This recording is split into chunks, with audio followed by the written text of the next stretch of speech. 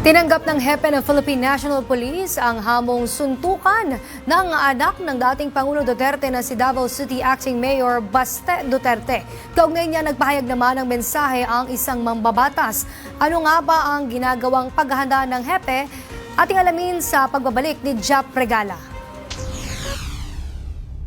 Sinimulan na ni Philippine National Police Chief General Nicolas Torre III ang kanyang pag-iensayo matapos kumasa sa hamon ni Davao Acting Mayor Baste Duterte na suntukan. Ayon sa ilang ulat, nakipag-coordinate na umano si Torre sa pamunuan ng Araneta Coliseum para sa posibleng boxing match. Sa isang panayam, sinabi ni Torre na imbis na suntukan, isang charity boxing match na lang ang gawin nila. Ang kikitain ay ibibigay sa mga nasalanta ng mga bagyo at habagat. Samantala, para naman kay Iloilo 1st District Representative Janet Garin, ipinapakita lamang nito ang tinatagong humor ni Torre. Mas nakikilala nga na ito pala si PNP Chief, si General Torre, ay talagang may tinatagong humor at talino.